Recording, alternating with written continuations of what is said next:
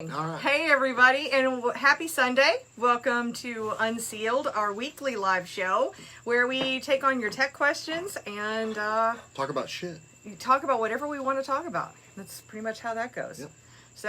So Steve, tell me, how was your week? It was a kind of a weird week, a little bit of a somber week, but yeah, it wasn't bad.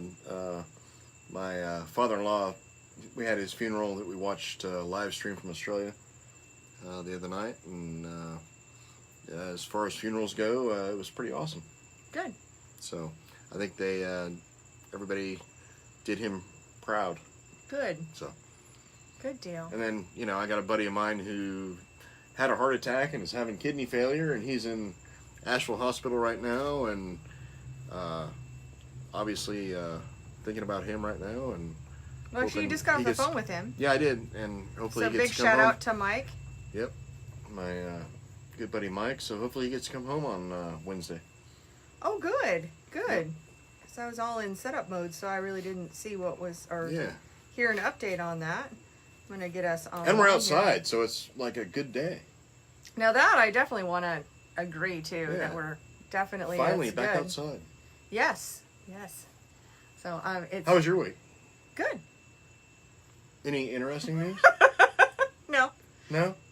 No, do not prematurely promote. No, I'm not going to prematurely promote, but I'm just saying, any good news? Because we haven't even had a chance to talk about the potential good news. Yeah, no, there is potential good news, but I just don't want to I don't like premature promotion. So no, I mean we've had a good other premature things, I'm sure. Yes, that too. we not on this show. No.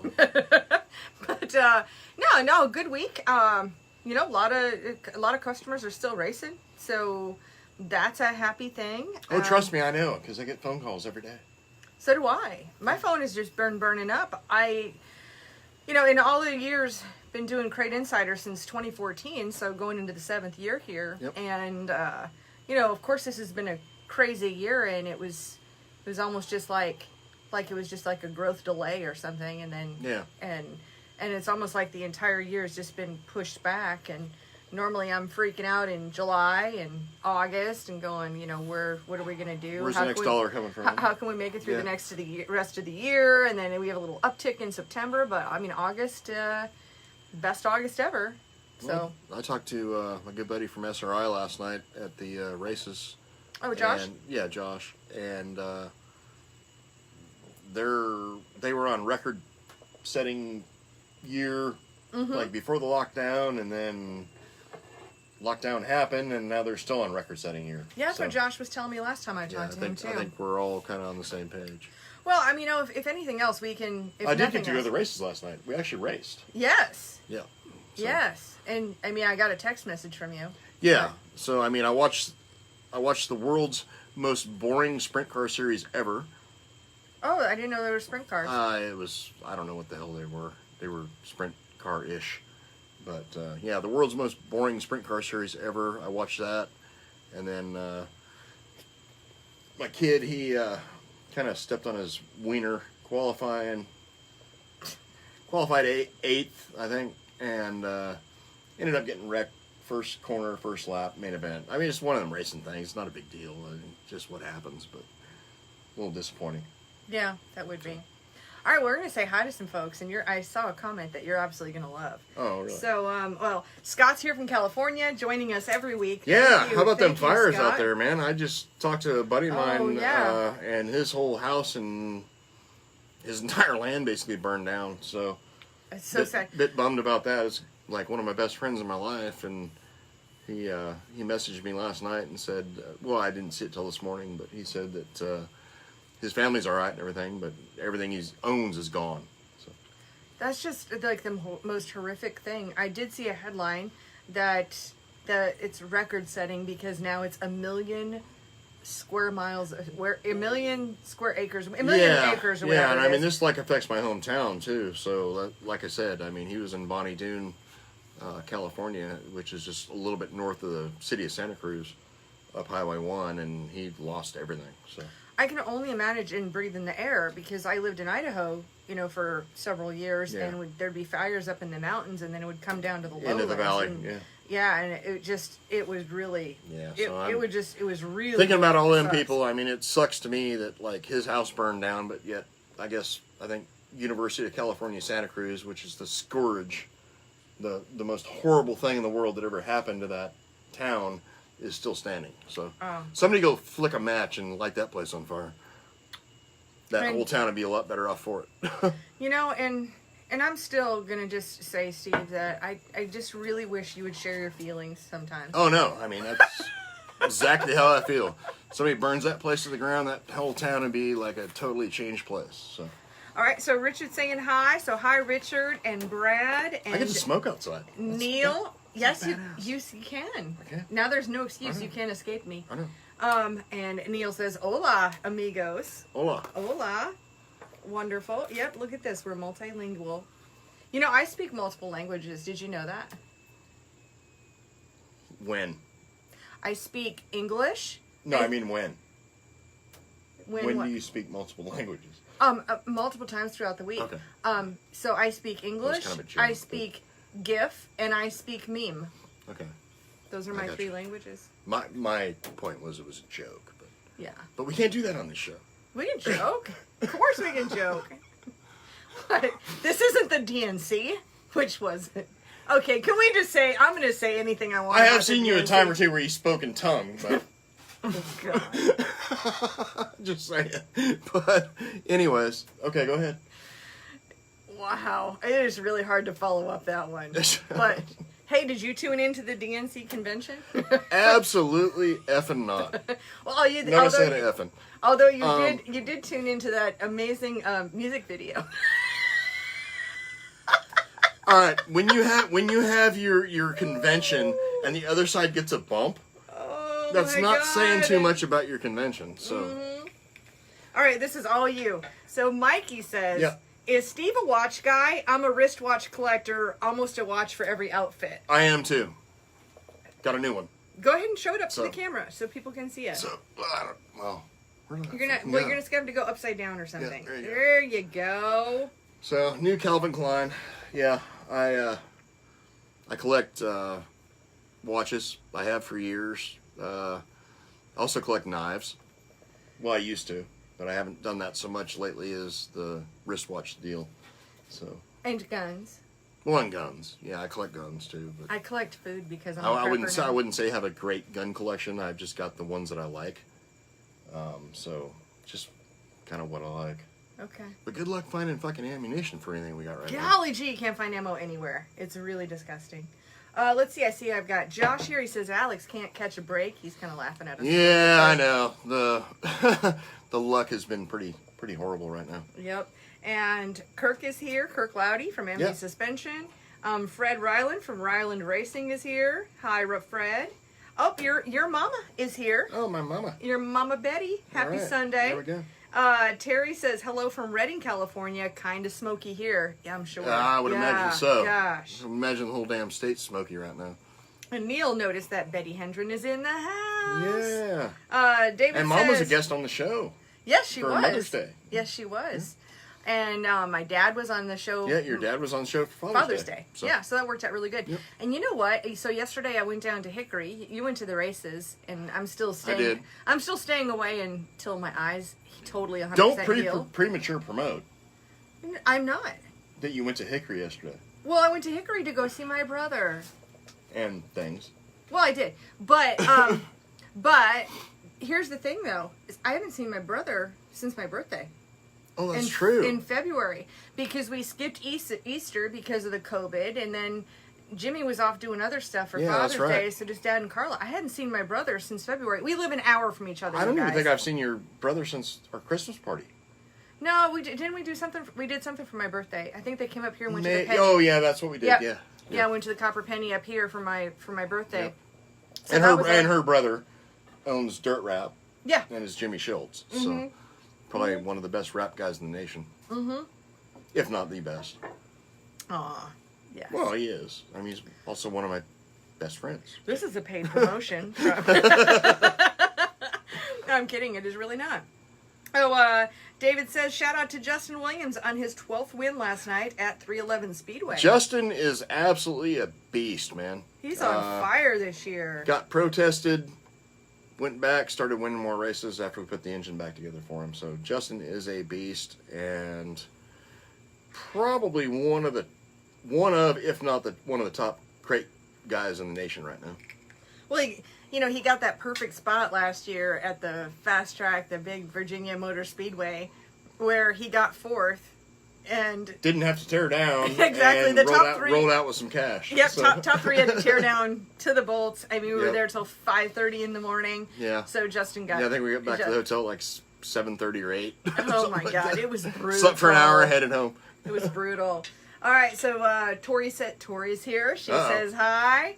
She's just checking. She gets to edit all this tomorrow and put it up on the podcast. Hey, anybody who doesn't listen to the podcast, come and check it out. RacingInsiderspodcast.com. So this show here, Unsealed, gets rebroadcast. And, I'm probably going to do some more stuff. And you do some other stuff, too. So. Yeah, and, I'm probably going to gear up and do some more stuff, especially in the wintertime. Probably a good idea. When we got a little bit more time and talk to some manufacturers and just do some cool interviews. Yeah. So it's just this time of year we get so busy with. Well, if PRI goes off, you can kind of do some of that stuff too. So it's possible. Yes. Which we have yet to see if that's going to happen. Gosh, that's all we can do is wait at this point. Unfortunately, I know a lot of manufacturers who are not going this year. That makes me sad. And but I don't blame them. No. I mean, you just. This whole COVID thing. I'd have been in Australia this week for my father-in-law's funeral if it wasn't for this bullshit damn COVID crap that I don't know that we'd all know existed if it wasn't for the media. So yeah, there's that. Oh, Neil, apparently I speak a 4th language. He says I also speak fluent BS. Oh yeah, so you do actually. English. I speak English, GIF, meme, and BS. Yeah, I am super. And when you go to the Mexican restaurant that we go to, you speak some Spanglish every now and again. Like hola amigos. Bien, muy bien. Gracias. Michelada, please. And actually, that's what I'm drinking today. I'm drinking a chelada, and I'm sure you're being basic. Ultra or Bud Light? Ultra. Yeah, Ultra. It's like water. Dennis is here, Andy's dad. So saying hello.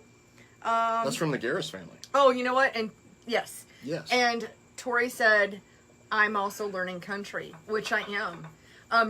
Tori is my Henrietta tutor. Yes, I know. Yeah. Yeah, thank you, Tori, for teaching Kate such valuable words like, dibs.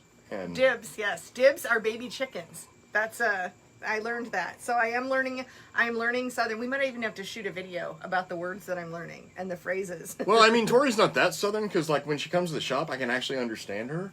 Yeah. Where, some of the people around here, I just can't understand. Oh, so. she can go full redneck. Well, I would imagine. I've heard stories. No comment on that. Tori. But Tori's. I know everybody doesn't know. Tori is my assistant. She's also an MMA fighter. She is. She might be little, but man, she's sparky. She can take me out. All right. Brian says, dodged a bullet yesterday. Our track record is still intact at Riverhead Raceway. Fantastic. Well, that's good. It got broke at Cherokee Speedway last night. Gray Parton what did he go? He went what the hell was that? 15.755 last night. Wow. Track record before was like a 15.8. So Gray, of course, is one of our guys. He tore it up. Wow. Your mom says, gee, those numbers on that watch are getting bigger. Do you need bigger numbers on your watch? Well, the whole trend nowadays is bigger watches. So, that thing's like a freaking 1/4 inch thick. So. You get a big watch. I got a big watch. Wow, that's so high. You get a big watch. Much like the guys who insist on rolling coal, big watches make other things bigger. Oh, I thought your cool new or they pretend to. Hey, I'll tell you what. I get to. Jimmy took me for a ride in his Challenger yesterday. Oh, freaking asshole! Yep, with the scat Yeah, pack I'm so jealous. We went like 0 to 100 in I don't know how many seconds. Yeah. And I was just enjoying life rather than shooting video of it. So was it an automatic or a straight drive? Straight. Are you kidding me? Okay. I mean, that's like. All right.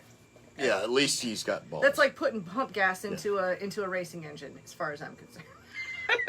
This is true. How I feel about that. This is true. Oh, okay. So. And I am in the market for my midlife crisis car. So. Yeah, you are. Yeah, and any 21-year-old or 20-something chicks. Well, honestly, I almost want you to do that because. I mean, the entertainment value of that will be priceless for the rest of our lives. I mean, you need two 21s to make a 42, so yeah, we'll go with that. My gosh, I would love to see that. I mean, yes, I should be all like jealous or something. It'd probably be great for like a week. I know, and then it would be like it would be the worst idea you've ever had in your whole life. Yeah. But it would be like I wouldn't be able to stop watching because it'd be like watching a train wreck. Well, like I wouldn't be able to peel my eyes away. I told you the story the one time I did that in Ukraine, right? I know, and why you would want to do it again, I don't know. So, like, it was my 40th birthday, and meet a 21-year-old. It was not your 48th birthday. It was my 40th. 40th, okay. 40th. So I come home and it's like everybody's like, how was your trip? I mean, it was a legit business trip there because of what we did there at the time, and I'm like, oh yeah, I met this 21-year-old, and everybody's like, how was it? I'm like, everybody needs to meet a 21-year-old to remind themselves what they're capable of, but also to remind yourself why you don't date fucking 21-year-olds. So. I know, and I know that story. So the entertainment value of you repeating that would be priceless. But I'm coming on 50. I mean, it's got to be a repeated deal of some sort. Hey. I'm trying to figure out what it's going to be, like a 21 and a 30-year-old, or. I know you're getting closer to my age. So no, keep it young and stupid. So so that I can laugh at you. If it's actually legit and you just like trade me in on a just slightly newer model. Slightly newer model. Yeah. Anyway, interesting. All right, I see Kay's here, our trivia partner. Yes. Love you guys, Kay and her husband, Fat Baby. Yep, and we are that is not a slur. That is literally his name. Yeah. And we're meeting up Tuesday night. Good deal. Well, I mean, saw them today, actually. Oh, cool. Yep. So they're gonna be there. Let's see. George is asking, how tall is that grass in the background? It's actually not. It's not grass. It's this like creeping bush thing on a hill.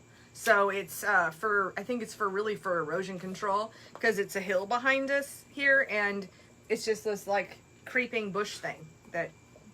That didn't sound good at all, but that's what it is, though. It's kind of like a... You don't mow it or anything. It's really not grass. It's kind of like pit lizard-ish. It is not. My. I sent you that. I saw that. The Gene Leffler. Yes. Meme? Oh, my God. Yes, I saw it. Funny yesterday. And then I saw it. Let's see. Now Josh Hellum says, 425 horsepower 602s matter. They do, actually. Yeah. And we produce those every day. Especially for Josh Hellums, because he's willing to pay the extra money. I'm joking, by the way. Side note, that was sarcasm, in case anyone's just reading the captions here. Right. Okay, so Lucas, actually, we're getting into questions. Okay. Lucas had a question for me, and I told him we would get to it on the show, and he's here. So that's cool. He says, were you able to find an answer why no Ford crate engines are allowed in pretty much any series on dirt, even if they are the same or below CUI of Chevy? I'm sure that's probably horsepower. Cubic inches of Chevy. All right, well, I'm going to just tell you my experience with dealing with Ford. So when I started Crate Insider, the whole idea was crate engines. So to me, I wasn't affiliated. I figured Ford, Chevy, it didn't matter to me. Mopar. They have crate engines too. And so I called Ford, and this is like opening week of my website, and the guy did take my call, which that part's cool, and he took a look at my website, of course, like I said, first week. He just said, yeah, it looks a little light on content. Yeah, I don't think we'd be interested. So there's one piece of it. So why did I not pursue Ford? Because they basically kind of laughed at me. Well, I think cost was another deal with them. Well, I think when you look at the actual dirt and why they're not in series, I'm just telling you why I don't cover them. But in series, number one, the horsepower numbers don't match up. And then, of course, there's the cost. And then also you don't have engine builder buy-in because any and all of the rebuilds go to Ford Performance. So you're not going to get any information from any engine builders because they're not involved in it.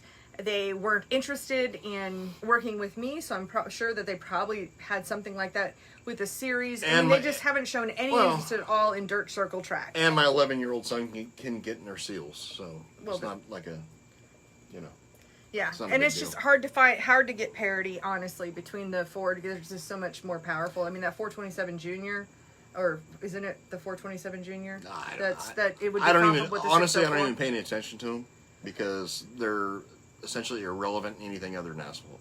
Yeah.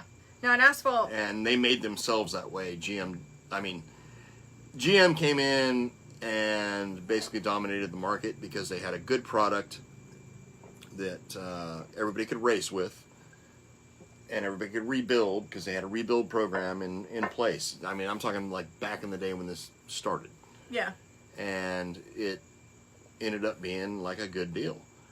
They did their homework. They connected with the series and everything else. So. Well, and they really became a true partner, and Ford didn't look down on, and it was really almost very elitist the way that I took it when I had that. By the way, particular... who the hell wants a fucked over rebuilt Dodge anyway?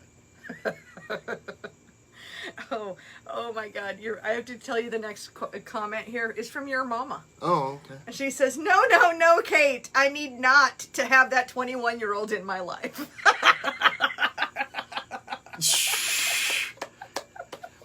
Touche. I mean, you've already got one that acts like a 13-year-old, so there you go. Oh my gosh. We got Lisa here who says, "Hey," from Dawn Blackshear and Lisa. Dawn and Lisa, hey, thanks so much for joining us. Dawn, I'm going to give you a ring this week, and I bought 2 badass 525s from Dawn a week or two ago. Nice. Yep. And they're both out running and going good. Absolutely. That's fantastic. Okay, Andy says, "You mentioned that the flat air filter base is the best with the CNC center section carburetor. What about a standard carburetor without a choke horn?"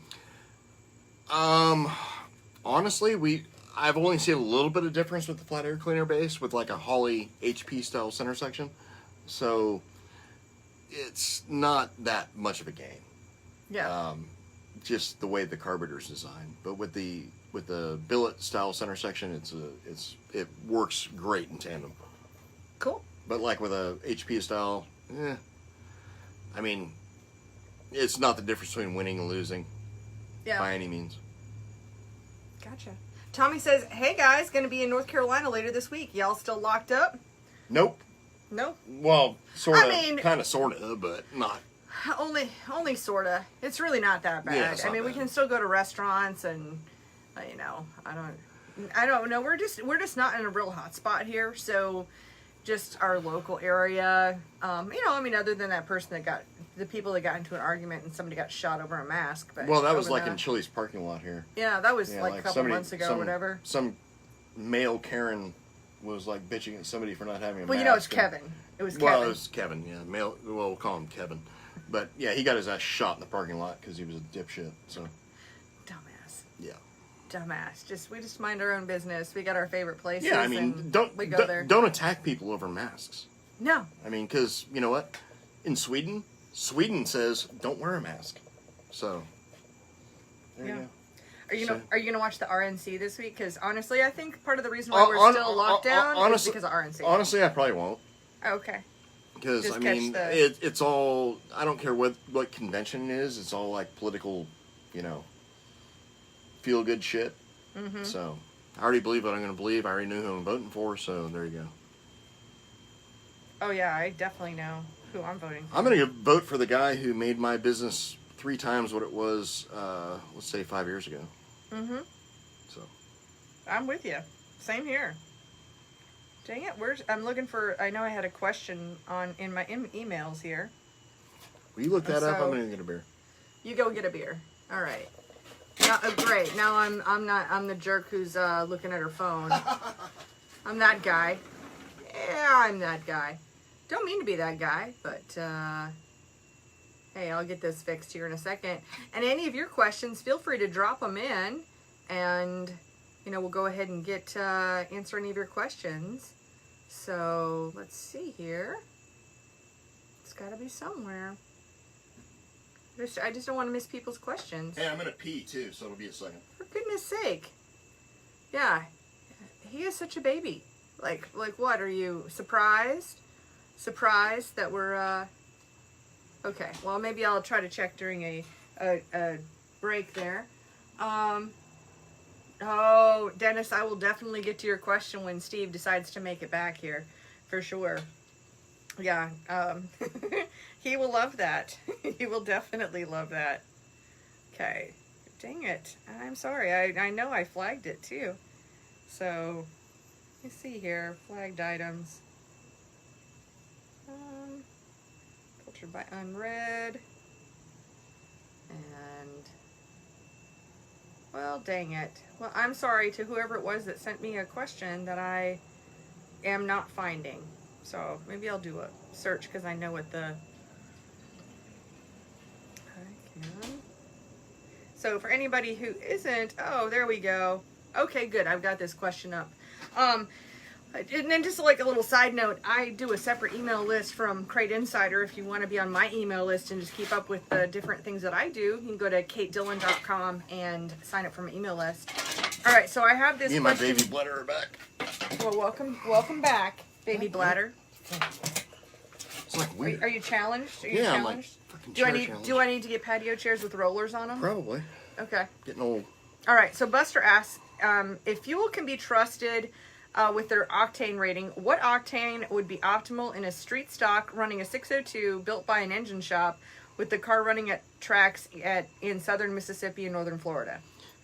So octane, what octane do you recommend for a 602 is pretty much how, in a short version of that. So thanks, Buster. Non-oxygenated, probably anywhere from 95 to 101. Oxygenated fuel obviously is going to have a higher octane rating per se. So anything from, CHP, which is I think 107, to E85, which I don't honestly even know what that is right now. Yeah, and it's interesting because there's an article I read a long time ago. I want to say it was on VP Fuels page, VP Racing Fuels page, or on their website, I should say, talking about what is octane. I might have to research that a little bit and kind of bring some, some basic information about how octane is measured, what it actually is, and then how it applies. Right. Because I'm actually a little bit curious too. Because like when we look at oil weights, we've learned that with oil weights, it's all within a range. So if it says it's 0 or a 5 or a 10, like a 10W30, it can be, just there can be a real big range. Even if you're a 10W30, there can be something that's like a 6W37, and it's still a 10W30. And correct. It's really, really interesting. Michael asks, let's see, how many quarts of oil do y'all run in 604s? 7 total. Yep. In the system. Yeah. If you're not running a cooler, which I don't even recommend coolers anymore, so 7 total. Yeah. Filter. Okay, and actually, the actual correct amount is 6 3/4 quarts of oil. Right. But we say 7 because that extra little quarter of a quart honestly doesn't make a difference. Right. So let's see. Oh, there was a really good question that I saved until you got back. And that would be from Dennis. And he says, now, what about the red RTV on headers? That adds like 20 horsepower. Not. Stop it. Stop it. And Andrew Garris at ProFab constantly has a special running on red RTV silicone. Do you know he got an email from somebody? I do. As you are... Yeah, because he messaged me the Monday morning. False news. Fake news. We are not going to be fake news. Red RTV is bad for headers. They finally listened to me. Well, you know what? As soon as you push the red RTV, what happens? They get their metal gaskets and ARP bolts. Yeah, for 525s. 525s now have the metal gasket and everything else. Yep. So. Yeah, we don't have them for 604s and 602s yet. Not yet, which is still a little bit of a... We'll get there. Yeah, someday. We'll get there. Someday. Okay. We'll blame COVID because we're not there yet. Yeah, blaming the COVID. All right, Steve asks, are Walker filters just like the old R2C filters? I bought a new RTC a couple of months ago, and it seems like less quality than the original ones. Oh, yeah. Well, so part one of this... Where do I need to go on this? Part one of this is, are they the same? And the answer is no, they're not. They're not in the sense that the traditional R2C filters were a non-oiled filter, and a Walker filter is an oiled filter. I'm going to let you take part two and talk about, are they any different than they were? I'm just going to, like, the short version of this is, I don't sell them on Crate Insider, nor will I. So, I'll let you run with I'll never that. sell another R2C ever. Mm-hmm. Back 3-4 years ago, they were probably the best quality product on the market as far as filtration goes. And then they pretty much screwed over all the dealers, all the people who had been with him since day one, which was us. And they were passing off like weekly change filters as premium filters. I didn't see that. From what I couldn't even get anything. From what some of my customers had told me. Oh, okay. And they just sent me nothing and took my money. Well, yeah. Yeah, but I mean, I did a charge back. I got my money back. But the Walker stuff, no. I mean, as far as like an oiled filters goes, I was never a fan of oil filters. Oiled filters. Oiled. Yeah. That's why I said oiled. Okay. Air filters with oil in them. Yeah. I was never a fan of those. But the way the Walker system works is you're using like so little amount of oil that you don't get that shit stuck in the intake manifold, gumming up everything, and it's not like a K&N. K&N is like K&N is like an engine builder's dream. So it's an engine builder's dream because you get to see those engines more often. It ensures we get to see them more often because the rings are like wiped out of the motors like all the time. And so like if you're used to a K&N type filter where you're like slathering the oil on those things, that's not how a Walker works. A Walker is like a dab here, a dab there on each pleat. Like a dab. I mean, just like... Yeah, we just run a little line. Not a dib for Tori, but like a dab. Yeah. So it's just a dab of oil on each side of the pleat, and it runs together. Yeah. And it essentially runs like a dry cleaner. Yeah. But it's got oil in it. Yeah. And for me, I mean, right now, that's the only filter I'd use. Well, and that's the reason why... And I'm not saying that because you sell them. I'm just saying it because from what I've seen since R2C went to shit, that's what I've seen. And to me, it's the best filter on the market. Well, you're not saying that because I sell them. I sell them because you say that. Well, that's really the opposite. Yeah. But what you're saying about over oiling, that's why our Walker... And you can't over oil a Walker.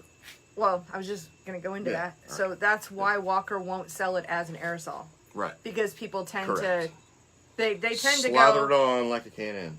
Yeah, I mean, they use it like hairspray in the 80s. Mm. so that's why... Oh, you know all about that, don't you? Oh, but I do. How tall was your hair? It was big. Up to here? I had really big hair. I had really big hair. Like, I can't even... Yeah. Like, it was like that. Wow. And out. It was... Yeah, this was pretty much my hair right here. This is how big it was back in the day. Yeah. Walk me like a hurricane. Oh yeah. Heck yeah. Scorpions. What? Yeah. Okay.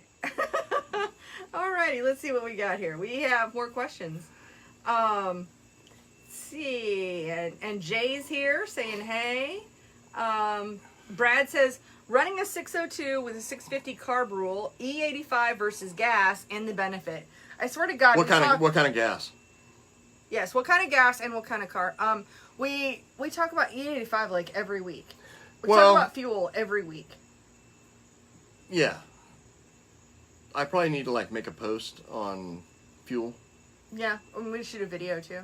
Yeah. We've got a lot of little micro videos talking about E85. I had actually 2 questions this week. People called me and they're like, okay, our rules are non-oxygenated race gas or E85. E85. It's a no-brainer. Yep. E85. The difference is massive between the two. Now, if you're talking where you can run something like CHP or your Quarts 604 or 601. Or methanol. Well, I mean, methanol is a totally different story. But, I mean, if that's the rule, no methanol, but this, then odds are, I mean, like I said, on the dyno, I've said this a couple of weeks in a row, on the dyno, you'll see very little difference between the two. I mean, the higher end E85s, like the X85 or something like that for VP, you'll see a little bit of a gain, maybe, but it's minimal.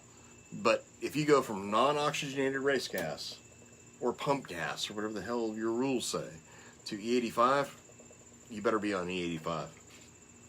There you go. Okay. Ooh. And I'm not talking like the E85 crap you buy out of the pump at the local Sheets station. I said Sheets, not Sheds. Sheets station. Great. But I said I'm talking like drummed up E85 from either Renegade or VP or one of the people who sell 55-gallon drums of good E85. Yep. All right, here's a new question from Tommy. So, Steve, what horsepower improvement can be accomplished adding nitro or propylene to methanol for a 604? Pretty massive, actually. We played around a lot with years ago, like propylene oxide and stuff like that. Not so much nitro, because nitro doesn't technically exist. Since 9/11, it's been on the restricted deal. So, like, even like you go watch a drag race with the Top Fuel guys, they have to turn that nitromethane back in at the end of every race. So Really? they're only allotted a certain amount. Wow. Since 9/11. Because I don't know whether it was the Patriot Act or whatever the hell it was. Like, it banned that substance because it could be made into a giant explosive. And so nitro per se does not exist anymore. Nitropropane does. So, yeah, I mean, those are fuel additives can significantly improve what you've got for methanol, even ethanol. Okay. Nice. I mean, when you say significant, what are you really saying? I'm is saying, it 2 or like, is it 10 or is it 20? Is no, it it's probably like 20. Okay. Or more, depending on how much you're mixing and But this is not something you'd want to do without like doing an extensive amount of dyno work. Oh yeah, true. Because I mean, you're gonna basically, you start mixing more than 2 or 3%, you're gonna start like blowing shit up. So that would be bad. Yeah. All right. Jeff asks, do you need to change spark plugs when changing from running a VP 110 racing fuel to VP C85 racing fuel? That burns much cooler. And at what gap do you recommend? 40,000s is normally what we'll recommend. But you use the same spark plugs though, right? We do. Generally, we'll use that R5724-8 or the AR94. So the two spark plugs that we sell at Crate Insider. Only 2. We sell 2. I haven't seen I haven't seen a big difference in that as far as, those two fuels. Yep. Let's see. Steve says, sounds like a how-to video. Oil and Walker air filter. Oh, I actually have that one. I actually did a video with Leo LaRue from Walker, so he was doing the demonstration. So I know it's on our YouTube channel, but it's in one of our Walker listings, probably under the air filter oil, or it might be under the air filter. We need to probably check that this week and make sure that video is shown. Repost it or something. Yeah, that's a good idea. All right. Let's see. What octane do you prefer? So his earlier message. Running a 602 with a 650 carb, E85 versus gas, and the benefit. And then he says, what octane do you prefer? On gas, anywhere, like I said, like between 95 to 101. Okay. Anything over that, you're like just piston away power. Gotcha. As far as the E85 goes, it's a totally different animal. So, whatever the octane rating is of E85, I mean, it's a totally different animal. So, Mike says, Kate, do you have a complete setup kit from Hammond Motorsports? Yes, I do.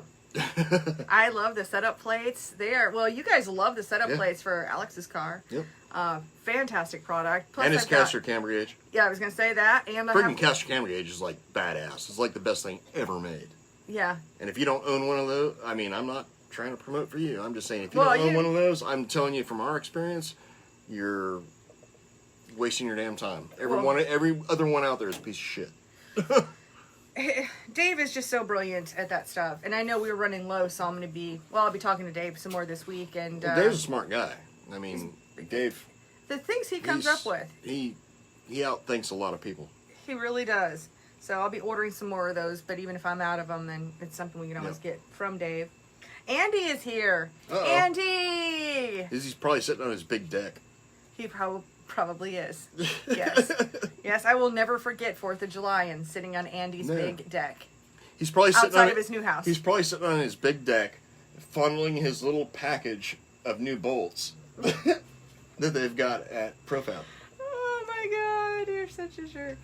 Okay, so Michael asks, what headers do we recommend for a 602 with a Crate Racing street stock?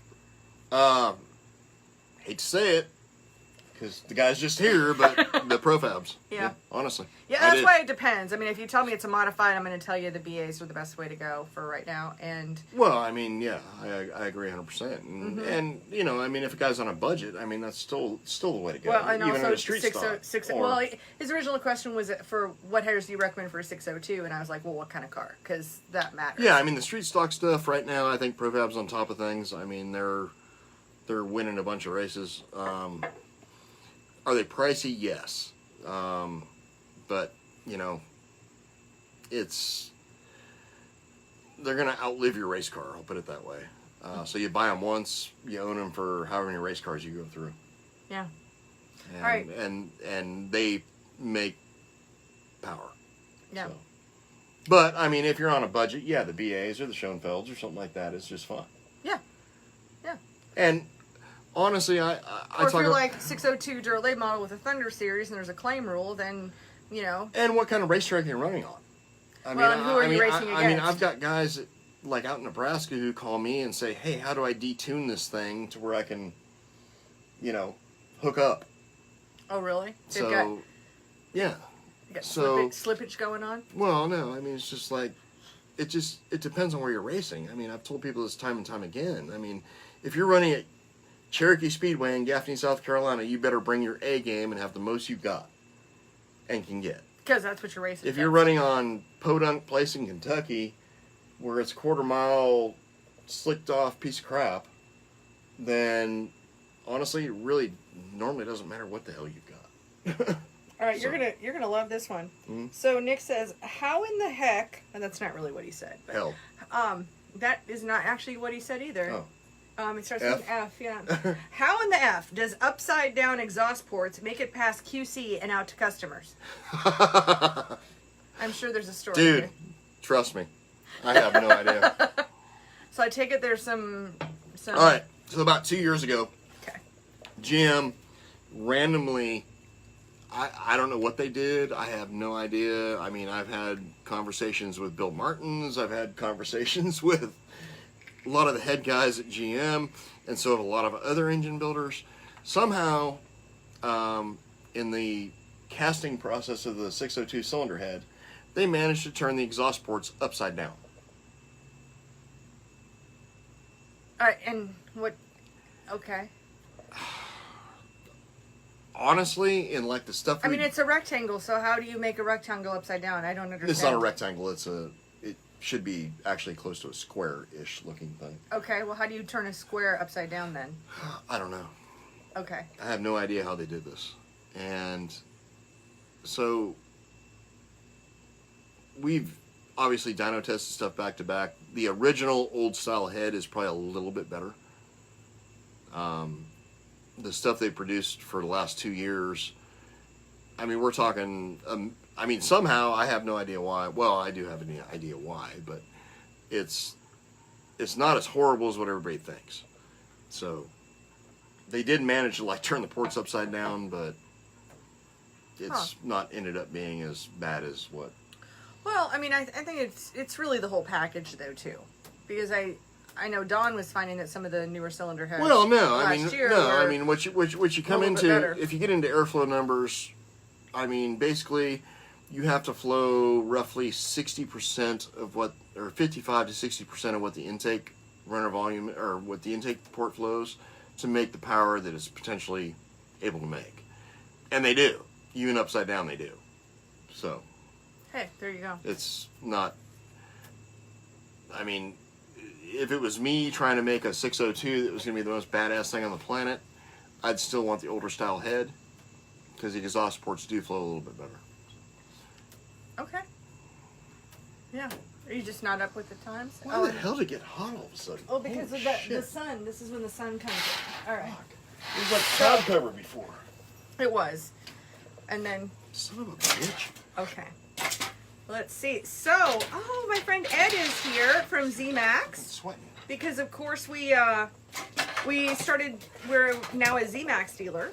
And Ed says, thanks for supporting ZMAX. Yeah, absolutely. It's a good product. Yeah, I mean, we love I actually several stole a can of your parts and brake cleaner the other day. There's no part of that surprises me. You know, in fact, I talked about ZMAX on my Top 5 Tuesday show. And their brake-in oil is pretty badass, honestly. Mm-hmm. So. Oh, I know you used it on Alex's car absolutely. And have had some good numbers. And but the funny thing is, I was highlighting some of the ZMAX products, and when I got to the brake and parts cleaner, I said, well, you know, if there's one product which is like the reason I sell ZMAX today, is because you love the brake and parts cleaner. So. Yeah, it actually smells good. Oh, does it? And it works. I smelled the wax. I sprayed it on my hand the other day. Yeah. Which is, who knows what I'm going to do on my show, right? I love working with ZMAX, and you know, love the ZMAX track as well. Spray it on your ass. Well, not on camera anyway. Oh. So you wax your ass with the... I do not wax. No, wrong kind of wax there, buddy. Wrong kind of wax. Chuck says cheers. Let's see. Steve says rebuild a 3-year-old 604 or buy new. Also, what's the lead time from Hendren? Yeah, tell us, Steve. What's the lead time since I got 2 engines in there? Yeah. 3-year-old. I would probably rebuild it, because you're going to come out way cheaper than buying a new one. I mean, not way cheaper. I mean, essentially a rebuild from us, you're looking at about $3,000, but still you're saving close to $800, I guess, or more. On a 604? Heck more. Heck a lot more than that. Oh, I thought it was 602. No, on a 604. 3-year-old I'm 604. Sorry. Yeah. So, no, absolutely rebuild it. Yeah, you're still looking at $3,000. So right, but then it's twice that to get a new engine. Yeah, correct. So, like, lead time right now, I am a solid 3.5 weeks behind. Okay. Minimum. And a lot of the problems we're having, like, especially on rebuilds right now, we can't get valve springs. Yeah, especially on the 604s. So, I don't want to rebuild your engine and send you back with the same valve springs that came in the door with. Yeah. So, we're kind of stuck on rebuilds at the moment. And I haven't dug in. I've been working on some other stuff, so I haven't dug into the how long on 604 valve springs. GM changed valve spring manufacturers. Okay. So the part number will change. Okay. Which is the same thing you did with like 602s on the cylinder heads. Yeah, I mean it'll be the same product. Yeah, it'll be the same. Well, potentially the same product. But yeah, so we're stuck waiting on GM to be able to release valve springs. Gotcha. And I mean, I don't know of a timeline. I don't know. And I was never told either. one. I just was told a back order. Honestly, if Don's on here, Blacksher, he would probably be the guy to ask, because Don's pretty much in touch with GM every day. Yeah. And I'm talking Don at Pace Performance. Yep. So really I would good probably, friend of ours. Yeah, I would talk to Don, and maybe he's got a clearer timeline than what we've got, because I've heard of nothing right now. Yep. Oh, and Nick has also a couple of other comments about the upside down ports. He says, and heads leaving with no 45-degree angle in the valve job, And I've had many sets new from GM with no 45-degree angle. Yep, we ran into that also. You did run into that. I remember you saying something about that. And so to me, those are just words. I don't really know what he's talking about. We talked to some GM guys, and of course we noticed that 2 years ago. Because pretty much everything we do, we take it apart to start with. Go ahead and adjust your chair. I moved mine so that you can go where you want to go. And so once GM finally got word of what was going on as far as like no 45-degree angle on the intake valve seats, they went out and apparently, like in Detroit, I guess, started pulling their stock, and like 40% of their inventory had no 45-degree angle on the intake valve seats. That's what they had in stock there. That's not what was already released to all the GM dealers around the country. You know, we actually did talk about that a little while back on the show because actually one of our viewers sent me a drawing that he put together to explain, because I didn't understand it. Now I understand it. So it's really, really, really good there. So, So hopefully with their new manufacturer, they've corrected that problem. That would be nice. Yeah, that would be... Well, yeah, because it... And I've posted pictures on our Facebook page of, like, you know, shine the light in the intake port and, like, lights shining straight out because you got a 45-degree angle on the valve trying to seat on between a 60 and a 30. Yeah. Yeah, so you really shouldn't be able to see that light coming through. It doesn't work. No, you want to have a nice and tight little seal there. Correct. Yeah. Don't we all? Don't we all? We do. And beer makes it all better. Yep. Yeah, I mean, that's all the questions. Keep on dropping in those questions, you guys. I know we got a lot of people here, and certainly love answering questions, for sure. Yeah, and I mean, I've got a couple questions this week that were like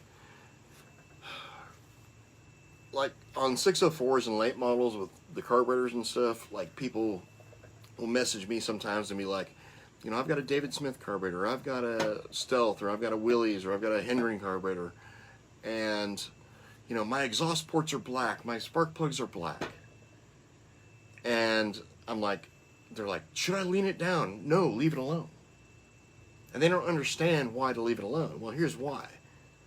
Because you cannot take a spark plug reading on a 604 crate engine on any kind of gas or even ethanol that's accurate.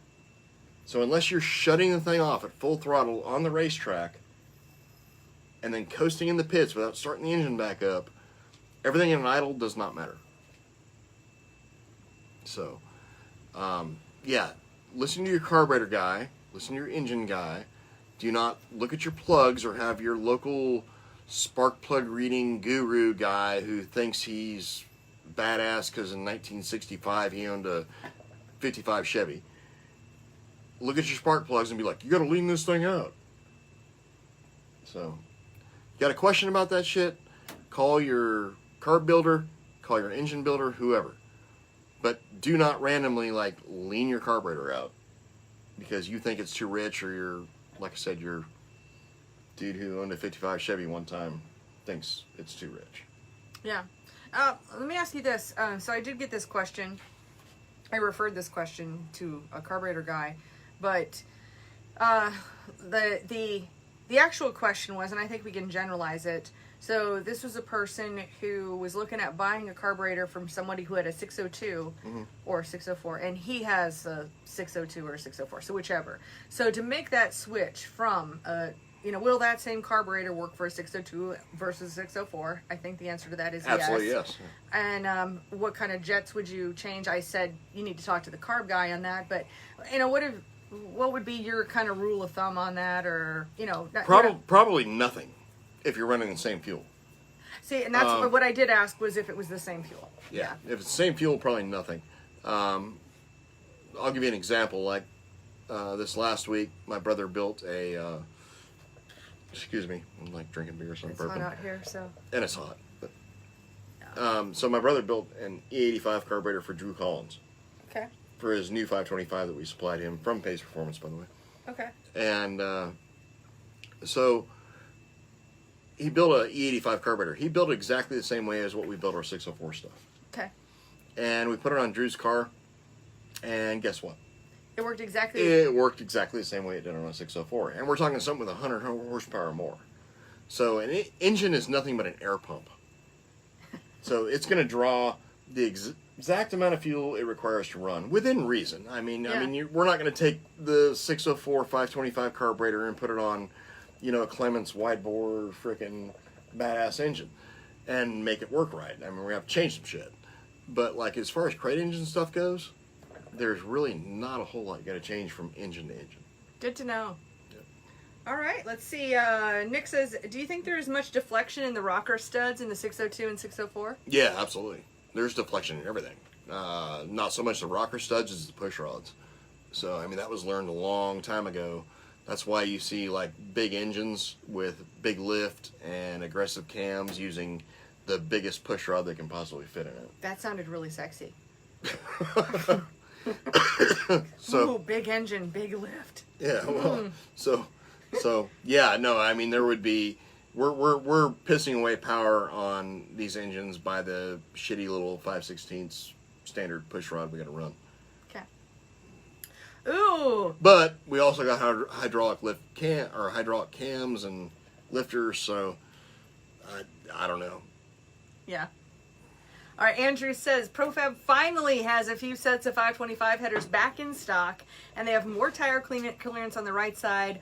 Also, right. More master cylinder clearance. Of course, buy them from Crate Insider. Correct. Awesome. I love. This is happy news. Yep. I hate chasing back orders. I'll tell you that. So. That's Andy's going to ship a set to a customer of mine tomorrow. Nice. So, okay. Just bought a whole new combination from us for 525. So, yeah, those are going out tomorrow, and he'll probably have them Tuesday or Wednesday, and be dynoing probably Friday or the following Monday or however it works out. Yep. Just not on Tuesday. Yeah, you need Alex. I know. Alex is their dyno guy, and of course I need him for Tuesdays for Top 5 Tuesday. Right. So, yeah. Yep. Yeah, and I know you always ask me what's going to be on Top 5 Tuesday, and I always have to tell you, like, I don't know what's going to happen on Top 5 Tuesday. I only know what's going to happen on Top 5 Tuesday on Tuesday morning. I don't always ask that. No, but a lot of times you do. So. You're just trying to make it sound good, like I'm really interested in Top 5 Tuesday. Top 5 Tuesday is fun. Sometimes you even watch it. I watched it when Andy was on. Yeah, you did. And you watched it when Alex is on. Yeah, I'll do that. Yeah. I might have to get Ed to come up from ZMAX and be a guest on my show. That'd be good. That'd be pretty cool. Yeah, he can talk about his product or whatever. Yeah. He's down in Concord in that area, so might as well bring that up big our of a trip for him. No, I don't think so. Yeah, but I've been thinking about too is love to kind of tour what they've got going on. I mean, the idea was when we were going to be racing, like at the ZMAX Dragway, which I don't know. I haven't heard, but it's just not looking good for that Charlotte area racing. It makes me sad. It'll probably look good after like November 4th. Yeah, hopefully, yes. If our dipshit governor gets the boot. So. Yep. Yeah, which anybody who doesn't, I mean, I hate being political, but my God. Oh, I love being political, especially when it comes to jackasses like our effing governor. Yeah, well, no, I think so many people agree on the, get rid of Roy Cooper because he's an idiot. So, yeah. He's like a wet dish rag. I think you're giving him too much credit, Steve. He's just floppy little wet dish rag. We're going to talk about the new normal. Yeah, bite me. Hell with him and his new normal. Yep. All right, let's see. Andy says, I was told we will have outside frame rails 604 headers by end of next week. Thank goodness. Yeah, because you're like out. I'm out. All you've got is like the Blimmer and Rocket stuff right now. The inside stuff, yeah. Okay, Nick says, thoughts on plateau honing these engines with the big ring packs they run? I think it's plateau, yeah. Honing. Plateau honing. Or plate something honing. Oh, plate honing. Yeah, it'll be plate honing. Is that a thing? Yeah. Oh, okay. Yeah, that's what I thought it was just plateau. That's actually what we do. Because the bores from GM are basically square. And I have no effing clue how the hell you make a square bore. But somehow GM manages to do it. Kind of like the rods, connecting rods. They're all over the frickin' map. So, I don't know how you screw that up, but at any rate, yeah, that's what we do. We plate hone all of our blocks. and obviously every rod that comes through gets reconditioned, even when especially when they're brand new out of the box. I've posted pictures online and probably maybe a video or two, I don't know, showing connecting rods that are got 1/1000 taper, bell mouth to them. So. Yep, that's something.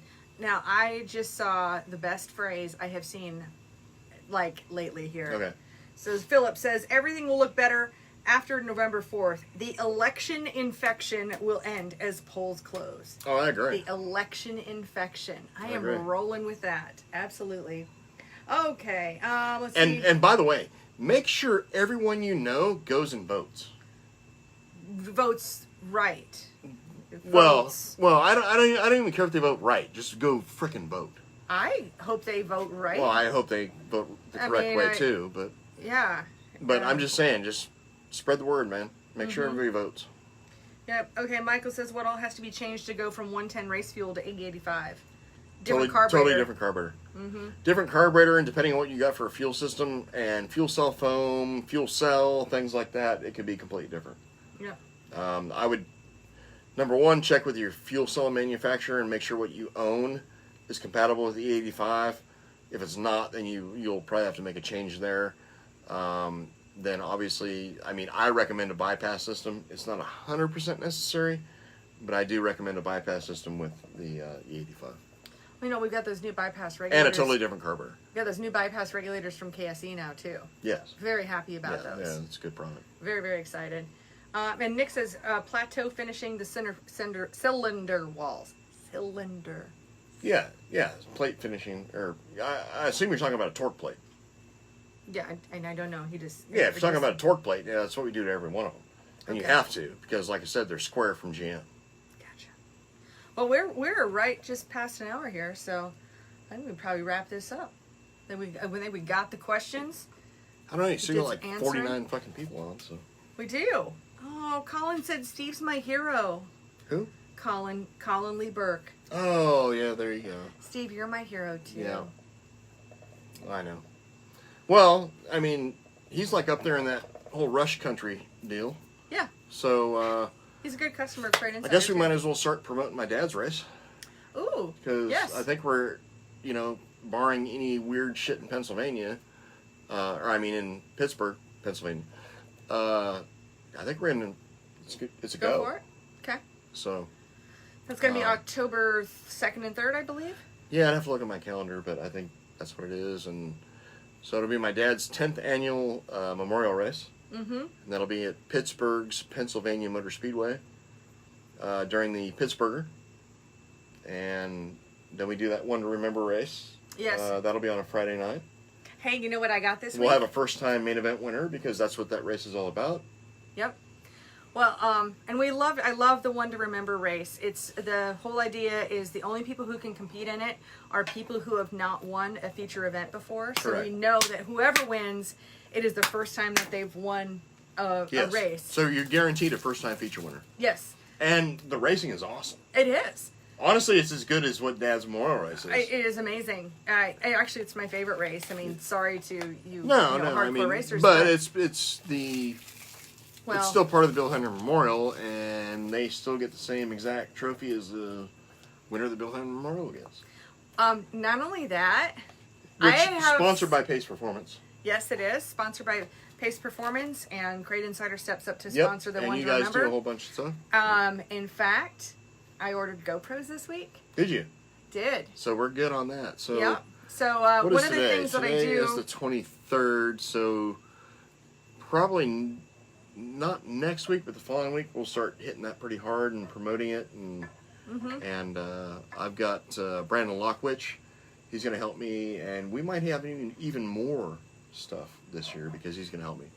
That's exciting. But yeah, for anybody who doesn't know, one of the prizes that we give away, not only the purse, but I do also give a GoPro setup to the winner of the One to Remember race. And that way they can record, their $400 or $500 value. Yeah. Oh, yeah. Yeah, absolutely. So it's like the latest, greatest GoPro plus the mounts and... Yeah, for your race car. Own race car, yeah. Yeah, and the little SD card, because you need a mini SD card, and the case, so that, it's a waterproof case that you can, so you could take it out of the box and, like, put it straight up onto your car. So it's pretty cool. Yeah, and I think we might actually do something a little bit more special this year, just because of the lockdown bullshit and everything we've all gone through. So... I'm a premature promoter. Don't prematurely promote. No, but I'm going to say that there's going to be probably a special amount of cash up for the top 6 qualifiers in their dash. Oh, okay. So. Yeah. Well, I mean, this would be a good call to say, hey, we're putting together something special. If you want extra press, then now's a good time to talk. Well, I mean, yeah. Or get on my email list so that you can find out about the latest, greatest something or another. That may be good. That's a good idea. Good idea. Yeah. So just go to CrateInsider.com or RacingInsidersPodcast.com. Sign up. Those are 2 separate, totally different emails. And the website for the race. Yeah, I need to update that. Yeah. So we're not going to give that URL right now. No. Because I haven't changed it since last year. I was just looking at it the other day. Yep. All right, let's see. Colin says he'll have his motor to you the beginning of October. All right. So that's great. Now, Dell is wishing us a good week. And I'm not sure. Nick, why don't you call Steve? You guys are talking about this plateau stones or something. Plate stones, or you're getting in depth with as in using plateau-y stones?